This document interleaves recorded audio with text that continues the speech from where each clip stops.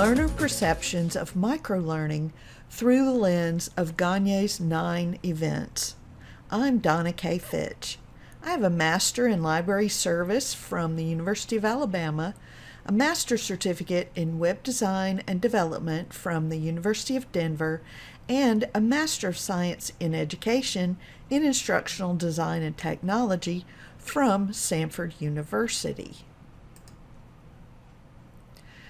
Microlearning is a popular form of learning strategy that consists of brief lessons less than 10 minutes long.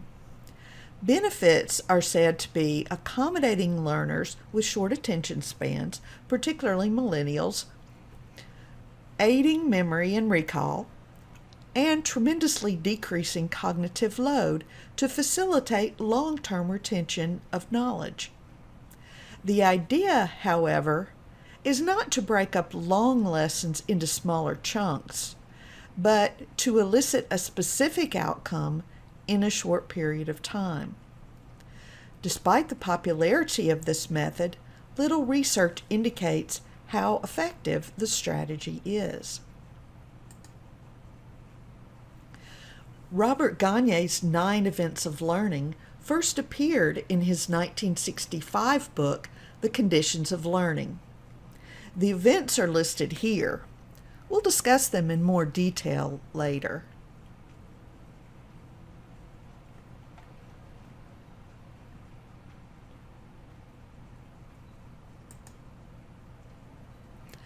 This study explored learners' identification and perception of these 9 events of instruction via the microlearning format. The degree to which these events are present in microlearning assists instructional designers in exploring the underlying structural foundation on which this strategy exists and encourages further analysis. After the requisite collection of informed consent from the students in a previous class time, students were asked to view the video and complete a 5-question quiz. They were assured the quiz would not count toward a grade, but served as a check on whether or not the students understood the material presented in the video. The class watched the video projected on a screen, then took the quiz on their smartphones or laptops. Open-ended questions were asked afterwards, with the responses recorded by smartphone on the Rev voice recording app by the researcher and the advising professor. The recording was uploaded to rev.com for transcription. The students were not introduced to the term microlearning at any point until the completion of the focus group. Take a few minutes to watch the video yourself by clicking on the link. The video was tailored to my needs at ed.ted.com, an educational site where you create your own lessons based on TED Ed videos, including editing the quiz as appropriate. The research method used was grounded theory qualitative research. Qualitative research differs from quantitative research in that rather than constructing an hypothesis first and then collecting data, the theory grows out of the data. Open-ended questions were asked of the students. Examples of the 10 questions include: what was your first impression of the video? After watching it, how would you define the term standardized testing to a friend?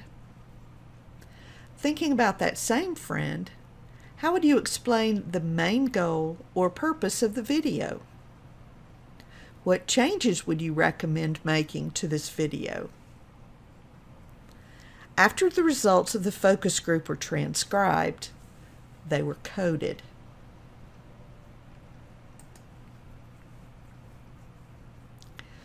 Qualitative research was new to me before I started this project, so I thought I'd take a moment to talk about my process. After the focus group was complete and the transcription received, I transferred the answers to a 2-column table in a Word document, then coded them based on recurring themes. From these themes, I formed a theory, which I then compared to Gagne's 9 events. In a 1992 book, Gagne, Briggs, and Wager pointed out that not all these events would be present in every lesson, and that learners often fill in the missing elements themselves. 8 of the 9 events were present to some extent, as perceived by the students who viewed the video. Let's look at each event and see what the students said. 2 methods for gaining learners' attention are through stimulus change or appealing to learners' interests. Comments were that the video was visually pleasing, used fun colors and illustrations, had a title that set up the perspective of the learning experience to come, and was entertaining and short. The topic of standardized testing was appealing to the learners' interests, as they were elementary education majors whose students would face such testing in the future. This event's purpose is to allow learners to understand whether or not learning has occurred. The learners were not given a list of objectives in advance, but they discerned 2 of the 4 objectives in their comments. The learning objectives for the microlearning module were: identify the era and purpose of the first standardized tests, describe the uses of modern standardized testing, explain the meaning of percentile as applied to test results, and apply the concepts of reliability and validity to measurement situations. This learning event refers to the need in new learning for the combining of ideas.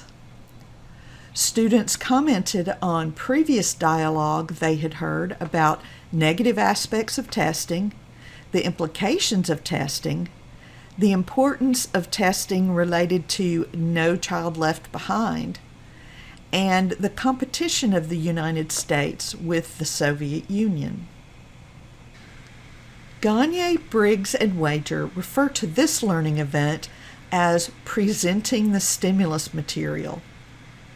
They discuss the importance of features that assist learners in perceiving information, such as bold print, underlining, arrows, and outlining, as well as using a variety of examples.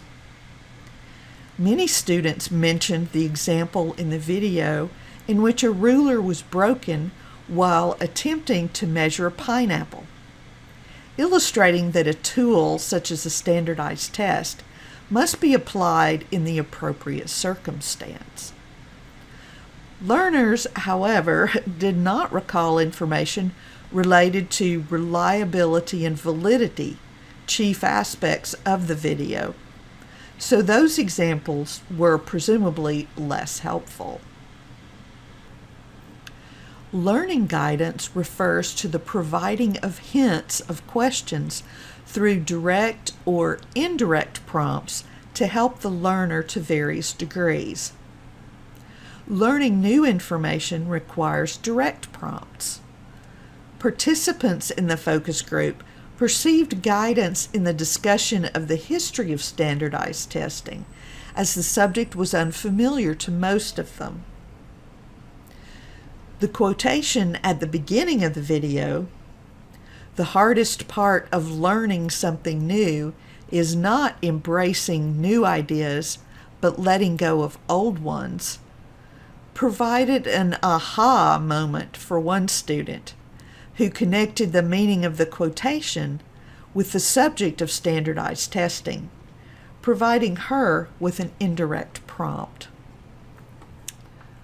Following learning guidance, learners should provide some evidence that learning has taken place.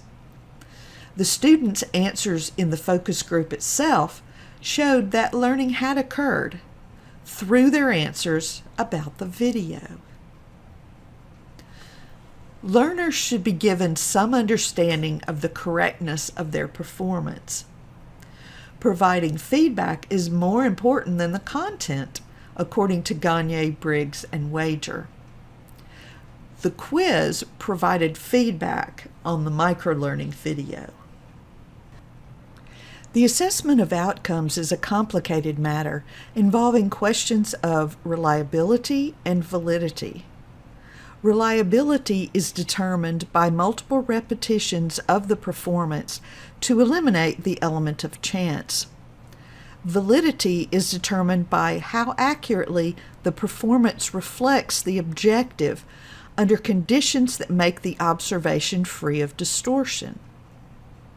Given the finite nature of the research project, the reliability of the learning event could not be determined.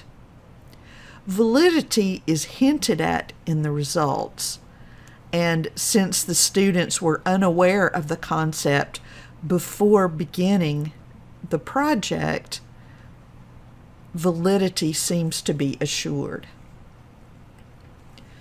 This event of instruction relies on long-term observation of the learners. Gagne, Briggs, and Wager explain that retention and transfer are verified through exposing students to situations different from the original experience to determine if the learners apply previous learning to the new experience. Repeat encounters were not part of the project, however. Here's the reference for those events of learning if you want to find out more. This is Gagne, Briggs, and Wager, Principles of Instructional Design. Few, if any, studies of this type appear in the literature examining the instructional design aspects of microlearning.